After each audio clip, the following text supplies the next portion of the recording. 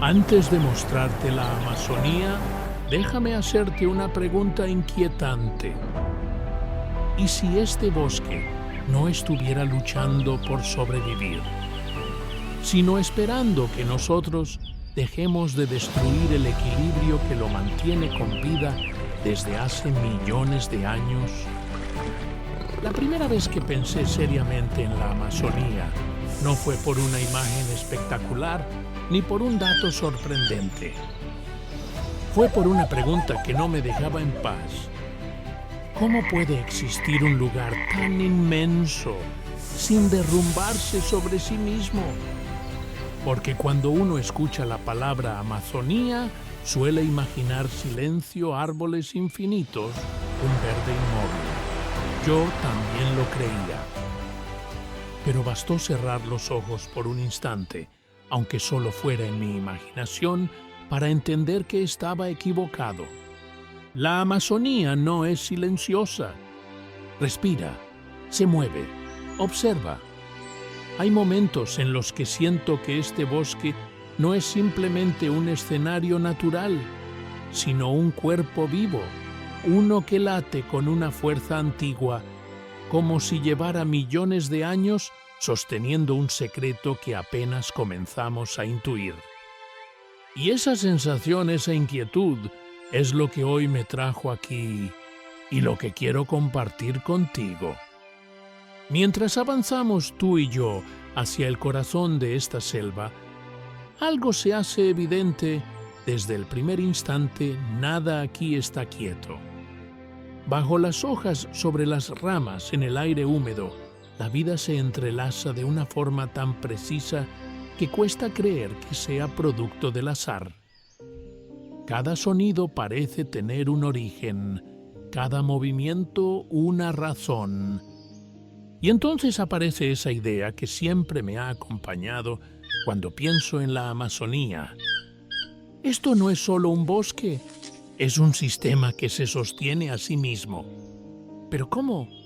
Esa fue una de las primeras cosas que me pregunté.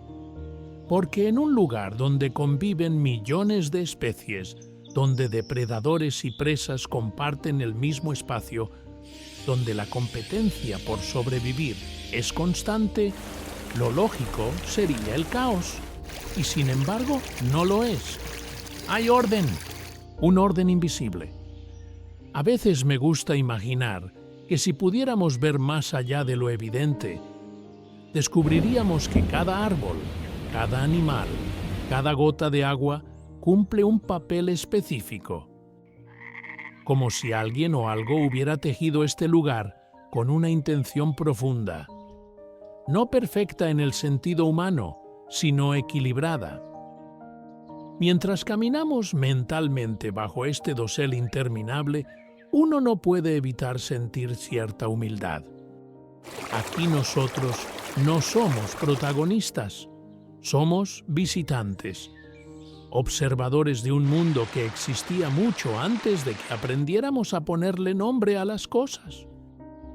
Y es en esa sensación donde nace la curiosidad más intensa. Porque si este bosque sigue en pie desde hace millones de años, si ha resistido cambios climáticos, transformaciones geológicas, extinciones, entonces debe existir algo más que simple resistencia. Debe existir cooperación, adaptación, silencios que protegen y presencias que sostienen. En lo profundo de la selva hay criaturas que se mueven sin ser vistas, otras que vuelan sobre nuestras cabezas sin llamar la atención, y algunas que parecen tan lentas y frágiles que uno se pregunta cómo han logrado llegar hasta aquí. Y sin embargo todas siguen ahí, cumpliendo su función, manteniendo el pulso de este lugar. Eso es lo que más me intriga de la Amazonía. No su tamaño, no sus récords, sino su capacidad para no colapsar. En este viaje no quiero hablarte como un experto porque no lo soy. Quiero que caminemos juntos, que observemos juntos, que nos sorprendamos juntos, que hagamos las mismas preguntas y quizá encontremos algunas respuestas en el camino. Si tú también sientes esa curiosidad, si alguna vez te has preguntado qué mantiene viva a la Amazonía desde dentro, entonces este lugar y este canal también es para ti. Te invito a quedarte a acompañarme y si quieres seguir explorando conmigo el mundo animal desde una mirada más humana y reflexiva, suscríbete. Lo que viene a continuación apenas es el comienzo. Y mientras esa pregunta seguía rondando en mi mente, hubo una presencia que apareció una y otra vez en mis pensamientos como una sombra imposible de ignorar. Durante mucho tiempo, debo admitirlo, yo también veía al jaguar como muchos lo hacen, una máquina de cazar, perfecta, un depredador implacable, casi una amenaza constante que domina la selva por la fuerza. Esa imagen tan repetida en documentales y relatos parecía suficiente. Pero cuanto más me detenía a observar, aunque fuera desde la distancia, más sentía que algo no encajaba del todo. Porque el jaguar no se comporta como un tirano. En la Amazonía, donde la vida nunca se detiene, el jaguar no corre sin sentido ni ataca todo lo que se mueve. Al contrario, se desliza. Espera, escucha. Hay algo casi reverencial en la manera en que ocupa su territorio como si supiera que no necesita demostrar nada. Y esa calma fue lo primero que me hizo dudar de mi idea inicial. Recuerdo pensar, si este animal es tan poderoso como dicen, ¿por qué no lo vemos constantemente cazando, imponiéndose, dominándolo todo? La respuesta no llegó de inmediato. Fue apareciendo poco a poco a medida que empecé a entender que la fuerza del jaguar no está en la cantidad de presas que derriba, sino en cuándo decide hacerlo. Caza solo cuando es necesario, y cuando lo hace, rara vez falla. Esa precisión no es casualidad. Es el resultado de miles de años de adaptación a un entorno donde el error se paga caro. Lo que más me sorprendió fue descubrir que el jaguar no depende únicamente de la tierra firme. En una selva atravesada por ríos, pantanos y aguas oscuras, este felino aprendió a nadar con una soltura que pocos grandes depredadores poseen. No evita el agua, la incorpora a su mundo. Peces, tortugas, incluso pequeños caimanes forman parte de su dieta. Esa capacidad de moverse entre dos mundos, el terrestre y el acuático, me hizo comprender que el jaguar no es solo fuerte, es extraordinariamente adaptable. Y entonces llegó otra pregunta, quizá la más inquietante de todas. ¿Qué pasaría con la Amazonía si el jaguar desapareciera? Al principio la idea parecía exagerada. Después de todo, la selva está llena de vida. Pero cuanto más lo pensaba, más claro se volvía algo que antes había pasado por alto. El jaguar no es importante por lo que es, sino por lo que evita que ocurra. Al regular las poblaciones de otros animales, impide que ciertas especies se multipliquen sin control. Mantiene un equilibrio silencioso, uno que no se nota hasta que se rompe. Hay algo profundamente revelador en eso. El jaguar no gobierna la selva desde la violencia constante, sino desde la ausencia medida. Su sola existencia modifica el comportamiento de otros animales. Su presencia ordena sin necesidad de imponerse todo el tiempo. Y esa forma de liderazgo, si puedo llamarla así, me hizo replantear lo que significa realmente dominar un entorno. También me impactó su manera de cazar. A diferencia de otros grandes felinos que buscan asfixiar a su presa, el jaguar utiliza una técnica distinta, casi desconcertante, una mordida directa al cráneo. Su mandíbula es capaz de ejercer una presión tan poderosa que atraviesa huesos con facilidad. No es brutalidad gratuita, es eficiencia absoluta, un final rápido, sin persecuciones innecesarias, sin desgaste.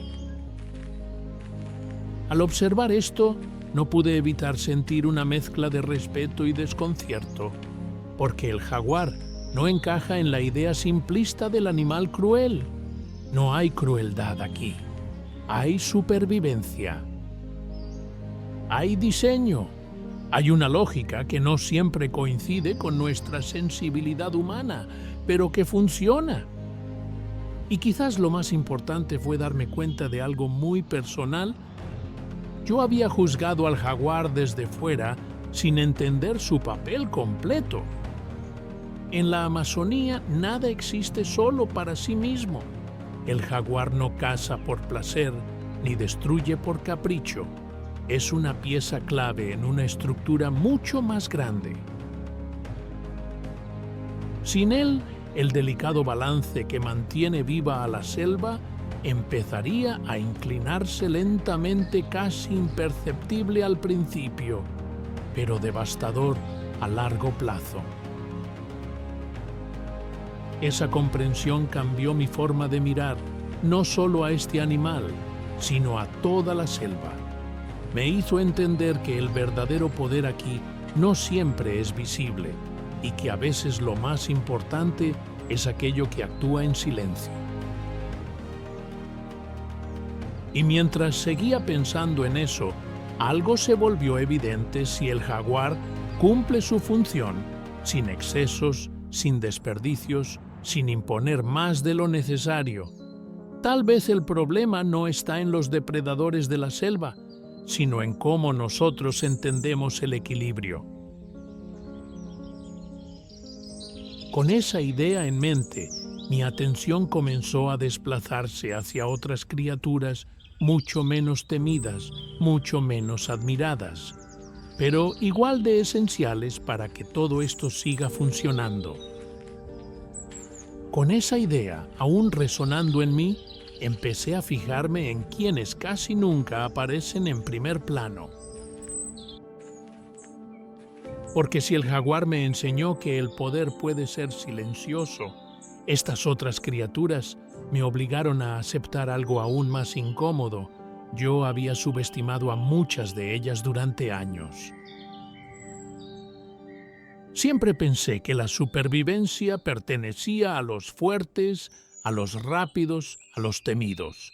Pero en la Amazonía, esa lógica se desmorona con sorprendente facilidad. Recuerdo la primera vez que me detuve a observar a los monos araña. No fue una escena espectacular ni dramática. Simplemente estaban ahí moviéndose entre las copas con una ligereza que parecía desafiar la gravedad. Al principio me parecieron inquietos, casi caóticos, saltando de rama en rama como si no hubiera peligro alguno. Y entonces me pregunté, ¿cómo puede algo tan expuesto sobrevivir en un lugar lleno de depredadores? La respuesta no estaba en la fuerza, sino en la inteligencia. Poco a poco entendí que los monos araña no se mueven al azar. Cada salto es una decisión.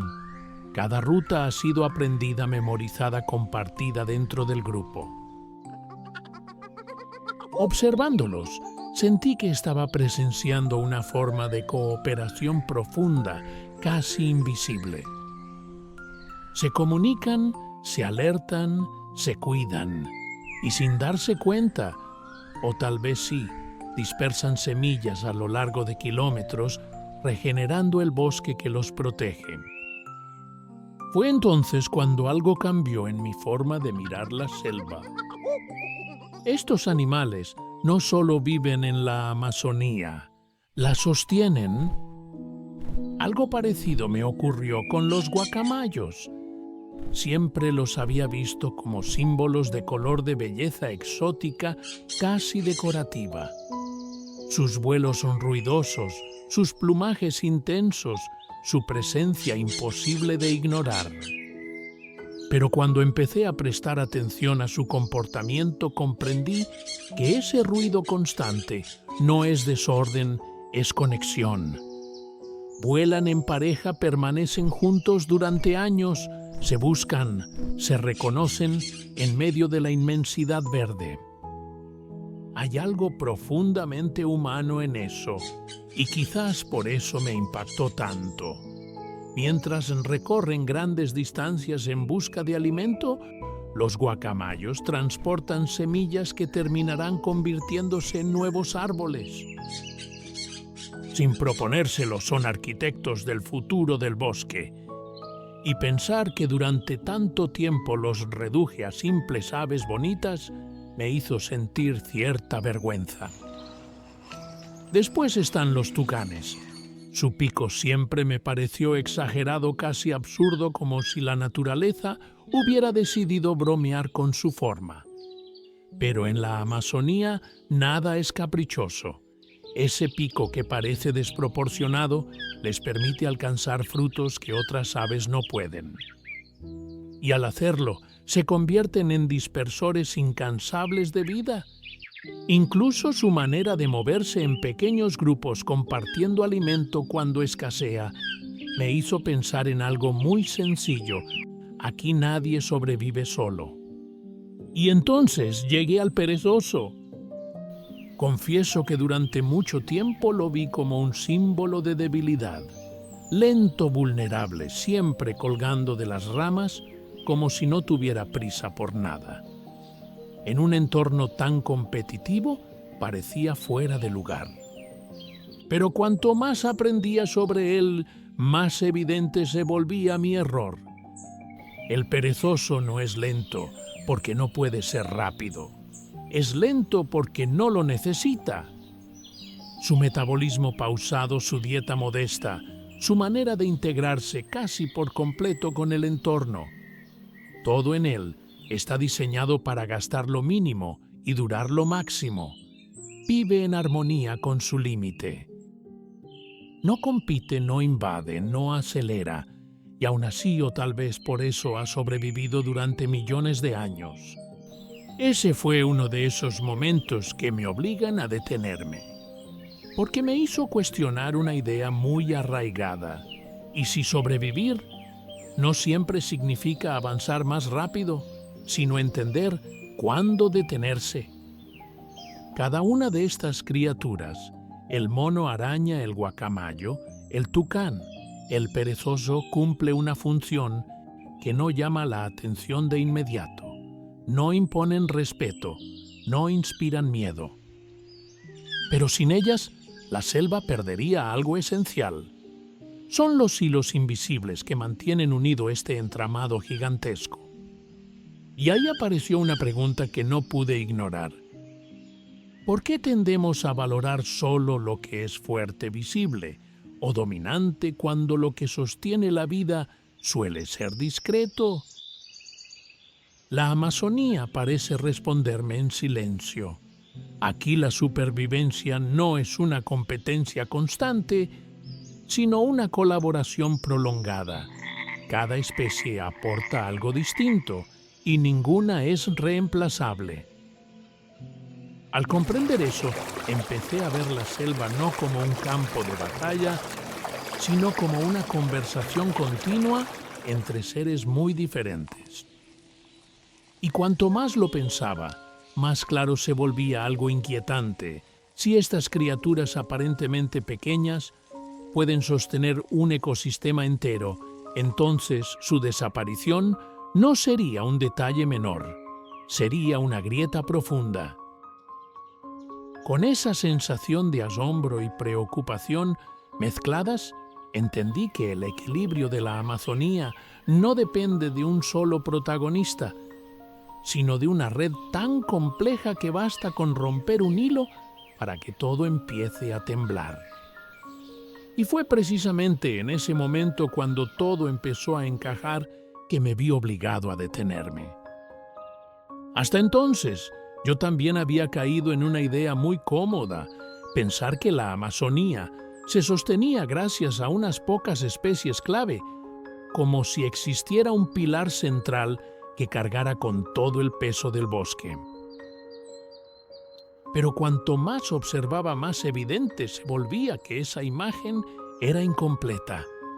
No hay un solo guardián de la selva, no hay una figura única que mantenga el orden. Lo que existe es algo mucho más frágil y mucho más poderoso. Empecé a verlo como una especie de conversación silenciosa, una red inmensa donde cada criatura, por pequeña o discreta que sea, responde a otra. El jaguar regula sin dominar. Los monos conectan copas distantes. Las aves siembran el futuro sin saberlo. El perezoso ralentiza el ritmo del consumo. Nada actúa en soledad. Nada funciona aislado. Y eso me llevó a una reflexión que no esperaba. La Amazonía no se defiende por fuerza, sino por equilibrio. Cuando una especie desaparece, no deja un vacío limpio, deja una ausencia que se propaga. Algo cambia en el comportamiento de otra, luego en la disponibilidad de alimento, después en la regeneración de los árboles. Es un efecto silencioso, casi invisible al principio, pero acumulativo. Y lo inquietante es que muchas veces no nos damos cuenta hasta que ya es demasiado tarde. Recuerdo haber pensado, si quitamos una pieza, ¿realmente creemos que el resto seguirá funcionando igual? La selva parece decirnos que no. Aquí no existen reemplazos perfectos. Cada especie es el resultado de millones de años de adaptación a un contexto muy específico. Quitar una es como arrancar una nota de una melodía. La música sigue sonando, pero ya no es la misma. Algo se siente extraño, incompleto. Ese pensamiento me produjo una mezcla de admiración y temor. Admiración por la precisión con la que todo encaja. Temor por lo fácil que resulta romper ese encaje desde fuera. Porque mientras las especies de la Amazonía han aprendido a coexistir, a limitarse, a ajustarse unas a otras, nosotros parecemos haber olvidado esa lección. Y no hablo desde la culpa, sino desde la inquietud. Me pregunto constantemente, ¿en qué momento comenzamos a ver este bosque como algo separado de nosotros, como un recurso distante, como un lugar que puede perder piezas sin consecuencias reales? Tal vez fue cuando dejamos de escucharlo, cuando ya no supimos leer sus silencios. La Amazonía no colapsa de golpe, se desgasta, se fragmenta, pierde conexiones. Y ese proceso es tan lento que engaña. Nos hace creer que aún hay tiempo infinito, que el sistema se adaptará como siempre lo ha hecho. Pero hay una diferencia fundamental: nunca antes tuvo que adaptarse a nosotros. Mientras pensaba en todo esto, sentí algo que no esperaba sentir en un documental de naturaleza responsabilidad. No como una obligación impuesta, sino como una consecuencia natural de entender. Porque una vez que comprendes que nada aquí existe por separado, resulta imposible no preguntarte cuál es tu lugar en esa red. Tal vez por eso esta parte del viaje no se siente como una lección, sino como una pausa, una invitación a mirar de nuevo. A aceptar que la Amazonía no es fuerte porque resiste todo, sino porque funciona mientras todas sus partes están presentes. Y si algo he aprendido hasta ahora, es que proteger este equilibrio no significa salvar a una sola especie emblemática, sino cuidar las relaciones invisibles que las unen. Eso es lo que realmente mantiene vivo al bosque. Con ese pensamiento aún pesando en mí, entendí que la pregunta ya no era cómo sobrevive la Amazonía, sino cuánto tiempo podrá seguir haciéndolo si seguimos rompiendo los hilos que la sostienen. Y con esa pregunta todavía suspendida en el aire, supe que el verdadero final de este viaje no estaba en la selva, sino en nosotros. Después de recorrer mentalmente la Amazonía, de observar sus depredadores silenciosos, sus criaturas aparentemente frágiles y las conexiones invisibles que las mantienen unidas, me queda una sensación difícil de explicar. No es solo admiración. Es una mezcla de respeto, inquietud y una profunda humildad. Porque cuando uno entiende cómo funciona este lugar, se vuelve imposible seguir viéndolo como algo lejano. La Amazonía no es un paisaje exótico que existe para ser observado desde la distancia. Es un sistema vivo que respira por todos nosotros. Y aunque muchas veces no lo notemos, sus cambios terminan reflejándose en nuestro propio mundo, en el clima, en el aire, en el agua y también en la forma en que entendemos nuestra relación con la naturaleza. Lo que más me impacta es pensar que este equilibrio tan complejo no se mantiene gracias a gestos grandiosos, sino a millones de interacciones pequeñas y constantes. Ninguna especie actúa sola. Ninguna existe sin afectar a otra, y de alguna manera nosotros ya somos parte de esa red, incluso si preferimos ignorarlo. Por eso quise contar esta historia así, no desde datos fríos, ni desde una voz distante, sino desde la experiencia de alguien que todavía se hace preguntas, que aún se sorprende y que no pretende tener todas las respuestas. Porque para mí, hablar del mundo animal no es solo compartir información, es aprender a mirar de nuevo. Y cada vez que profundizo en estos temas, siento que también estoy entendiendo un poco más mi propio lugar en todo esto. Quiero agradecerte sinceramente por haber llegado hasta aquí. Sé que dedicar tiempo a un video largo no es algo que se haga a la ligera, y que hayas decidido acompañarme en este recorrido significa mucho para mí. Esta conversación no existiría sin alguien al otro lado escuchando, pensando, sintiendo. Si te quedaste hasta el final, probablemente compartimos algo más que curiosidad. Tal vez compartimos la necesidad de comprender, de cuestionar y de proteger aquello que aún tiene sentido. Y esa es justamente la razón por la que quiero seguir haciendo este tipo de contenido, porque cada historia que contamos sobre la naturaleza es una oportunidad para recordar que no estamos separados de ella. Si este viaje te dejó pensando, si te hizo mirar la Amazonía o a los animales en general con otros ojos, te invito a suscribirte al canal. Tu apoyo no es solo un número, es una señal de que vale la pena seguir explorando, investigando y contando estas historias con el cuidado y el respeto que merecen. Es lo que me da la motivación para seguir adelante y preparar el próximo video. Antes de despedirme, me gustaría hacerte una pregunta. ¿Hay algún animal, ecosistema o comportamiento de la naturaleza que siempre te haya generado curiosidad y te gustaría explorar en profundidad? Me encantaría leerte y saber qué temas te interesan para los próximos viajes que hagamos juntos, porque este camino, al final, no lo recorro solo. Gracias por estar aquí, por escuchar y por reflexionar conmigo. Nos vemos en el próximo video, donde seguiremos descubriendo paso a paso los secretos del mundo animal.